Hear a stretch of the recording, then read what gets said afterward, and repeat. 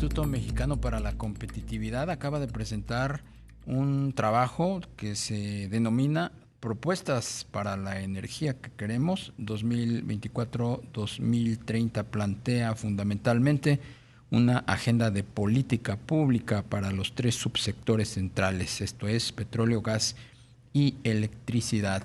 Vamos a platicar con Óscar Ocampo, él es coordinador de energía del IMCO. Óscar, ¿cómo estás? Muy buenas tardes. ¿Qué tal, Darío, Rogelio? Como siempre, encantado de platicar con ustedes. El gusto es nuestro.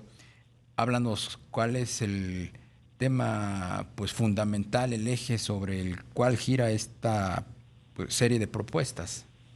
El día de hoy, como en los últimos años en el INCO hemos dado seguimiento al sector energético y desarrollado las propuestas que creemos son indispensables para que verdaderamente sea un precursor de la competitividad del país, ¿no? Y las dividimos en los tres grandes subsectores de la energía, que es el petróleo, el gas y la electricidad. Y fundamentalmente estamos hablando, en primer lugar, maximizar la renta petrolera y darle un uso productivo, vamos a llamarle, porque hasta ahora, a pesar de la existencia del Fondo Mexicano del Petróleo, pues la renta petrolera se ha destinado principalmente al gasto corriente, ¿no? Nosotros proponemos que la renta petrolera se destine a financiar las inversiones de transición energética que requiere este país y de esa forma darle un papel al petróleo en la transición energética. Segundo punto fundamental, invertir en las redes de gasoductos, invertir en las redes eléctricas para garantizar el suministro competitivo a todas las regiones del país. También se habla mucho de la oportunidad que tiene México en el nearshoring, pero si no tienes energía, ese nearshoring no te va a llegar al sur-sureste, por poner un ejemplo, ¿no? Que tiene oportunidades bien interesantes en la zona del Golfo de México. Y tercer gran punto, generación eléctrica. O sea, México en este momento todavía puede satisfacer relativamente fácil su demanda eléctrica, pero la demanda está creciendo, y la demanda está creciendo por encima de los estimados mismos de la Secretaría de Energía, ¿no? Y en ese sentido, el próximo gobierno, en un contexto de restricción presupuestal, con una tasa de interés alta, un endeudamiento relativamente alto, va a tener que echar mano de todos los mecanismos posibles para expandir de forma acelerada la matriz de generación eléctrica de este país. Esos son los tres grandes ejes que proponemos en esta serie de propuestas que lanzamos hoy. Claro. Óscar, ¿y se tiene una idea de cuánto costaría para México esta transición energética? Mira, hay muchos estimados.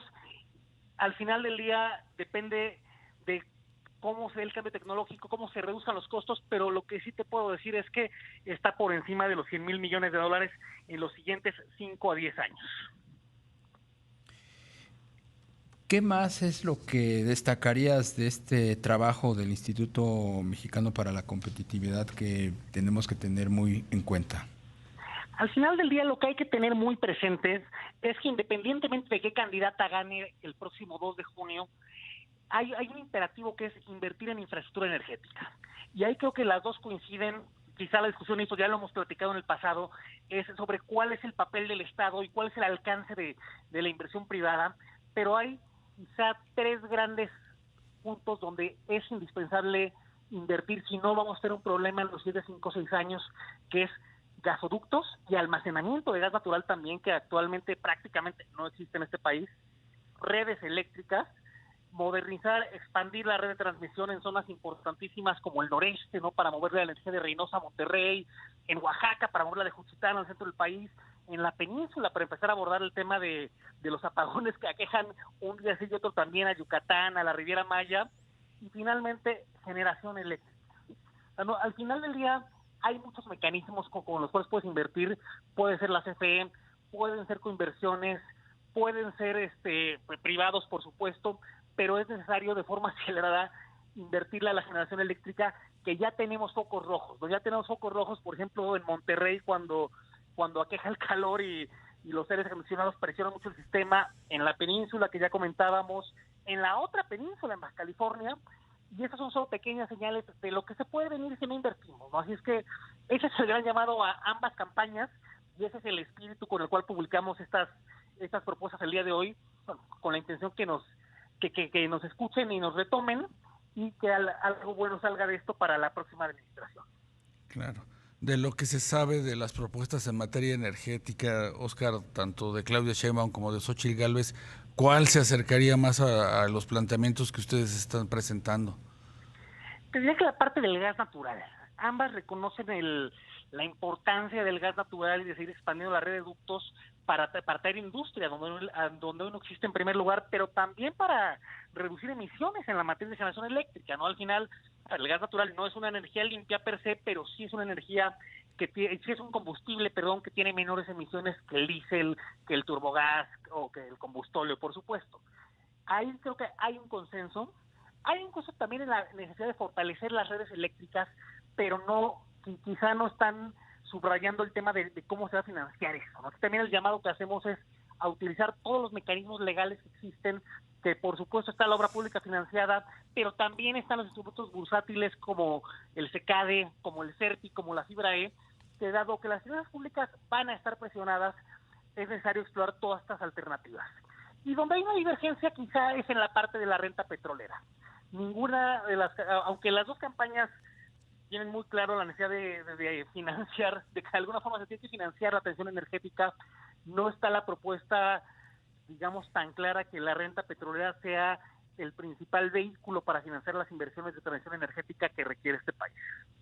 Oye, Oscar, cambio un poquito el tema porque hace unas horas la Comisión de Energía de la Cámara de Diputados dio luz verde a la iniciativa del presidente López Obrador para que la Comisión Federal de Electricidad tenga preferencia en generación y transmisión por encima de los particulares. Es algo que había enviado López Obrador el 5 de febrero pasado, cambios constitucionales. ¿Qué opinión tienen ustedes al respecto? ¿Cuál es el impacto que va a tener en la industria?